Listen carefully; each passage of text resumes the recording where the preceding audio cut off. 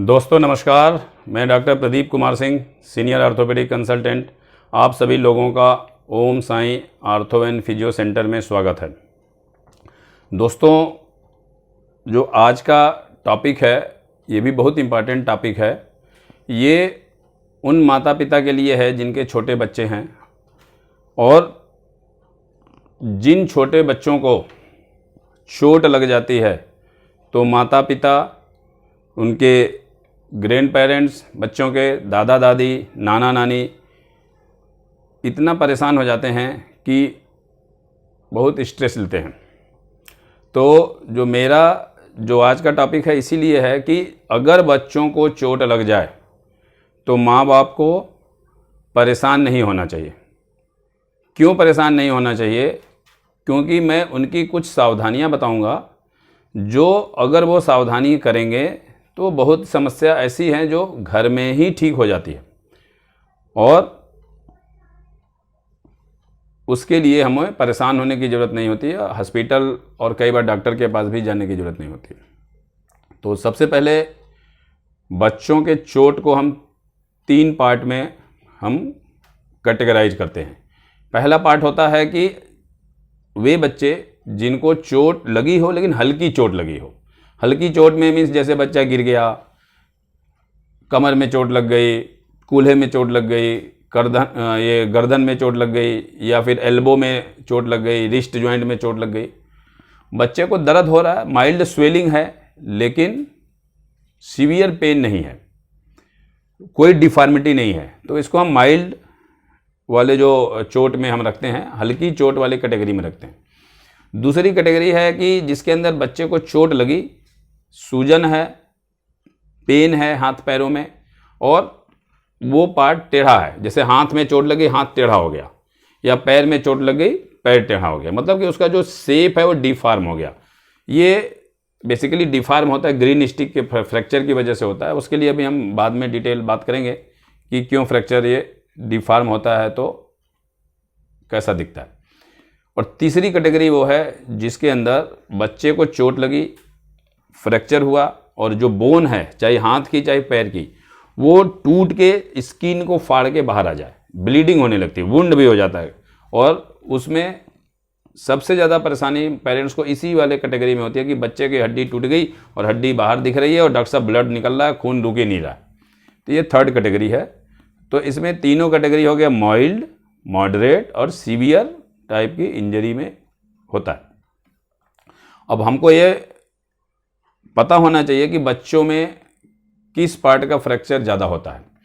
Normally जो old age में होते हैं उसमें लोअर पार्ट के, लोअर लिम्ब के फ्रैक्चर ज़्यादा होते हैं, जैसे कूल्हे का फ्रैक्चर या पेल्विस का फ्रैक्चर या फिर स्पाइन का फ्रैक्चर, एंकल का फ्रैक्चर, ये सब ओल्ड एज में ज़्यादा होता है। और जो चाइल्ड हैं उनके अंदर ज़्यादातर फ्रैक्चर होता है, सबसे ज़्यादा फ्रैक्चर होता है 4 आर्म का fracture. 4 arm green stick fracture बच्चों में सबसे ज़्यादा होता है।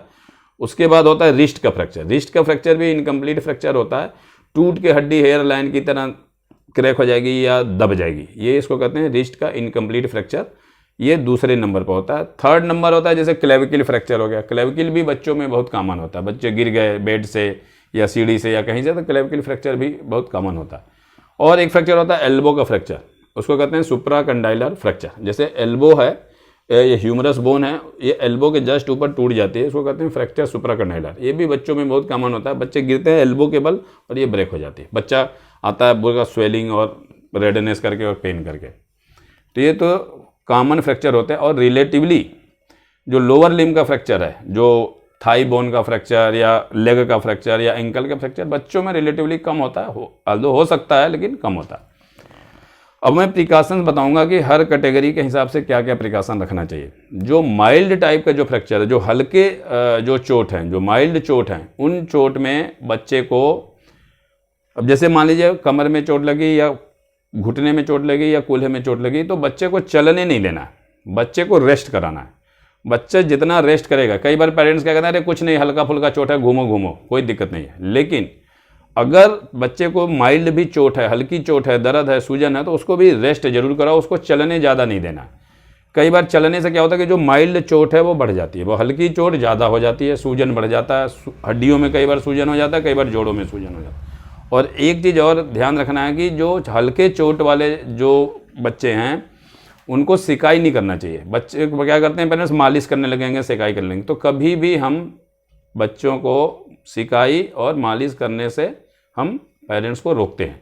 क्योंकि सिकाई मालिश करने से क्या होता है कि कई बार मसल के अंदर न्यूबॉर्न फॉर्मेशन जैसे कहते हैं मायोसाइटिस, या फिर स्किन के अंदर से रेडनेस आ जाती है, सूजन आ जाती है, और कभी कभी तो ज्वाइंट के अंदर एक्यूट ऑस्टियोमाइलाइटिस होती है, एक तरह की बोन का इन्फेक्शन होता है, और उसकी वजह से कई बार सेप्टिक आर्थराइटिस भी जाती है, जोड़ के अंदर पस बन जाता है, चाहे हिप ज्वाइंट और नी ज्वाइंट के अंदर सबसे कॉमन होता है। वो बहुत डेंजरस कंडीशन होता है। क्या बच्चा हमारे पास आता है, कहता है कि जो है उसके पेरेंट्स कहते हैं जी इसको हल्की सी चोट लगी थी और हमने मालिश कर दी, उसके बाद से इसको बुखार आने लगा 3 दिन बाद, और अब इसको देखिए पैर चल नहीं रहा है और इस पर वजन नहीं दे पा रहा। तो वो नॉर्मली ये एक्यूट ऑस्टियोमाइलाइटिस का सिम्टम्स होता है। ये सबसे ज़्यादा मिस्टेक्स होता है ये आज के डेट में बच्चों के चोट में। तो इसलिए माइल्ड चोट को भी हल्के में नहीं लें, उसको बच्चे को रेस्ट कराएं, उसको चलने फिरने नहीं दें। हो सके तो थोड़ी आइस होती है, आइस को पॉलीथीन में लें, उसके ऊपर रुमाल लपेट के उसके हल्की आइस की सिकाई कर सकते हैं। अगर हाथ में चोट लगी हो, अपर लिम्ब में चोट लगी हो, तो उसके हाथ को स्लिंग लगा के रखना है। अगर दर्द हो रहा है मूवमेंट में, उसको गले में पट्टी लगा के उसको 5-7 दिन रखना है। लगे तो थोड़ा बहुत पेन किलर भी दे सकते हैं जो बच्चे के एज के हिसाब से सूट करे, या पैरासीटामॉल का सिरप भी दे सकते हैं छोटा बच्चा हो तो, अगर थोड़ा बड़ा बच्चा हो तो उसको गोली भी दे सकते हैं। ये तो हुआ माइल्ड टाइप का। अगर पेन 3-4 दिन में भी अगर डिक्रीज नहीं होता है पूरे अच्छे से, तब जरूर अपने नज़दीकी जो भी हॉस्पिटल और डॉक्टर हो आर्थो के, उनको जरूर दिखा लेना चाहिए। दूसरी कैटेगरी है जो चोट लगा, स्वेलिंग है, दर्द है और पार्ट डिफॉर्म है। डिफॉर्म मतलब पैर हाथ जो है टेढ़ा दिख रहा है। टेढ़ा बेसिकली होता है ग्रीन स्टिक फ्रैक्चर की वजह से, क्योंकि बच्चों की हड्डियां मुलायम होती हैं और उनकी हड्डियां जब ब्रेक होती है तो पूरी कंप्लीट टूटती नहीं है, मतलब कुछ पार्ट टूटा होता है, कुछ पार्ट उससे लगा होता है, तो बेंड तो हो जाती है लेकिन वो कंप्लीट टूटा नहीं होता। तो इसलिए शेप जो है चेंज दिखेगा, टेढ़ा दिखेगा, दर्द सूजन होगा लेकिन बहुत ज़्यादा पेन नहीं होता। तो इसलिए जब ऐसी कंडीशन दिखे तो उन कंडीशन में बच्चों को, जैसे पैर में है लगी चोट, तो पैर को थोड़ी स्प्लिंटिंग कर दो, हल्की सी कोई सपोर्ट दे दो, चाहे कोई हल्की पतली कार्डबोर्ड हो या फिर कोई मोटा कागज़ का दफ्ती का टुकड़ा हो, वो लगा के हल्की क्रेप बैंडेज या कोई दुपट्टा या किसी से हल्के से बांध दो। और थोड़ी मन हो तो थोड़ी आइस की भी सिकाई कर सकते हो, जिससे स्वेलिंग डिक्रीज हो तो पेन डिक्रीज होगा। और हाथ में अगर चोट है, डिफॉर्म है, स्वेलिंग है, तो गले में पट्टी लगा दो, सिलिंग लगा देना, उंगलियां चलाते रहना है बच्चे को, और थोड़ी आइसिंग कर सकते हैं। अगर हो तो पेन किलर भी दे सकते हैं, लेकिन एज के अकॉर्डिंग जो है जो रिकमेंडेड और सूटेबल पेन किलर है वो दे सकते हैं। और जिन भी बच्चे का हाथ टेढ़ा हो गया तो उसको सीधा करने की कोशिश नहीं करना है, क्योंकि अगर सीधा करने की कोशिश करेंगे तो जो इनकम्प्लीट फ्रैक्चर है कई बार कंप्लीट होकर वो डिस्प्लेस हो जाता है, मतलब अपनी जगह से हट जाता है। तो ये सीधा करने की कोशिश हॉस्पिटल में डॉक्टर एक्सरे करा के उसके अकॉर्डिंग कितना हमको हड्डी को सीधा करना है उसके हिसाब से वो करते हैं। तो ये काम हॉस्पिटल में डॉक्टर के उपस्थिति में डॉक्टर को करना है। थर्ड कैटेगरी जो है जिसके अंदर बच्चे को हड्डी टूट के स्किन फाड़ के बाहर आ गई, ये सबसे इंपॉर्टेंट कैटेगरी है, इसको बिल्कुल ध्यान रखना है।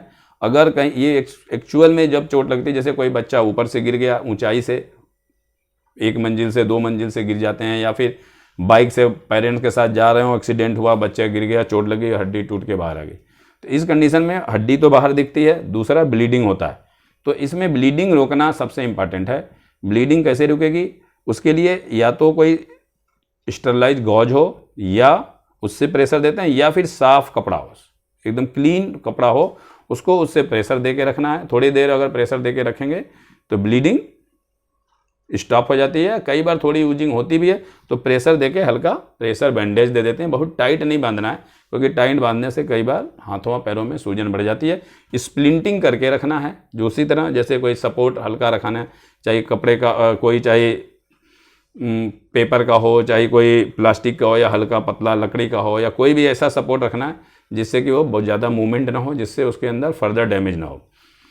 जो कंपाउंड ग्रेड फ्रैक्चर होता है, जो उसमें वुंड है, वो फ्रैक्चर में कंटेमिनेशन भी होता है। और कभी भी हड्डी जब बाहर निकली हो तो उसको अंदर डालने की कोशिश नहीं करना, क्योंकि अगर हम खींच के, कई बार होते हैं कि हड्डी बाहर निकली उसको अंदर डाल दो, अंदर डालने के से डेंजर यह है कि कभी कभी अंदर वेसल्स होती है, खून की नसें होती हैं, उसको इंजरी होने का डर होता है, जिससे परमानेंट हाथ पैर में खराबी आने का डर होता है। तो ये जो अंदर डालना पेरेंट्स को कभी नहीं करना है। आसपास के जो लोग हैं चोट लगती है वो भी कई बार ऐसा करते हैं, तो उनको भी ऐसा करने से रोकना है। हॉस्पिटल जाना है, जब बच्चा थोड़ा स्टेबल हो जाए, पेन कम हो जाए, हॉस्पिटल जो भी नियर बाई में हॉस्पिटल और आर्थो के डॉक्टर हैं उनके पास जाना है। वो उसको पूरा क्लीन करते हैं, एक्सरे कराते हैं और उसके अकॉर्डिंग आपको ट्रीटमेंट प्लान बताते हैं। तो ये हुआ हमारी सावधानियाँ जो माइल्ड ग्रेड, मॉडरेट ग्रेड और सीवियर ग्रेड के चोट में हमें करना चाहिए। और जो दोस्तों जिन बच्चों को बार बार चोट लगता है उनको प्रयास ये करना चाहिए, उनको थोड़ा विटामिन डी, कैल्शियम का सप्लीमेंट रेगुलरली देते रहना चाहिए। सन एक्सपोजर जो विटामिन डी का होना चाहिए, और उनको डाइट में कैल्शियम और विटामिन डी का रोज रिच सोर्स होना चाहिए। कैल्शियम विटामिन डी के बारे में रिच सोर्स अगर क्या क्या खाना है, क्या हमको लेना चाहिए, उसके लिए हमारी प्रीवियस वीडियो है जिसके अंदर विटामिन डी और कैल्शियम और विटामिन B12 का उसमें डाइट का दिया हुआ है और किस में मिलता है। वो हो सके तो मेरे प्रीवियस वीडियो में जाके उसको ज़रूर देखें। और दोस्तों नॉर्मली ये जो बच्चों का जो चोट होता है, फ्रैक्चर होता है, वो कंजर्वेटिव मीन्स प्लास्टर से, सपोर्ट से, ब्रेस से मैक्सिमम चांसेस है कि ठीक हो जाता है। कुछ ही फ्रैक्चर ऐसा है जिसके लिए हमें बच्चों में भी सर्जरी की रिक्वायरमेंट होती है।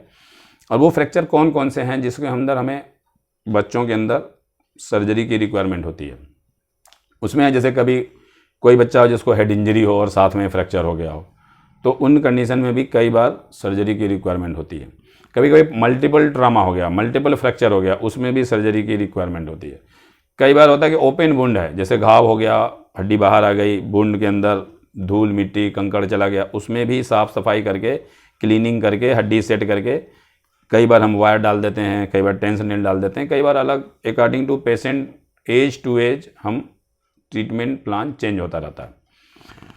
दोस्तों एक फ्रैक्चर होता है इंट्रा आर्टिकुलर डिस्प्लेस फ्रैक्चर। जैसे ये है हमारा हेड है, ये जैसे हमारा फीमर का अपर बोन है थाई का, और उसके अंदर मान लीजिए कोई फ्रैक्चर हो गया और ये टूट के घूम गया, तो इन फ्रैक्चर को हमको नॉर्मली ऑपरेट करके ओपन इसको अपनी जगह पर इसको सेट करके, क्योंकि अगर जब तक अलाइनमेंट पूरी ज्वाइंट का कंटूर नहीं बनाएंगे तो ये आगे चल के बच्चे को दिक्कत करती है। और ये क्योंकि जो हमारी ग्रोथ होती है बच्चों को ज्वाइंट्स के पास ही ग्रोथ प्लेट होता है, वहीं से ग्रोथ होती है। अगर उस पार्ट को अगर हम प्रॉपर ट्रीटमेंट नहीं करें तो उस पार्ट में आगे बदलाव या डिफॉर्मिटी परमानेंट रहने की संभावना होती है। एक तो दूसरा होता है severe soft tissue injury. Severe soft tissue injury आसपास के खाल मांस के बहुत ज़्यादा चोट लग जाती है, तो उसमें भी नॉर्मली सर्जिकल की रिक्वायरमेंट होती है।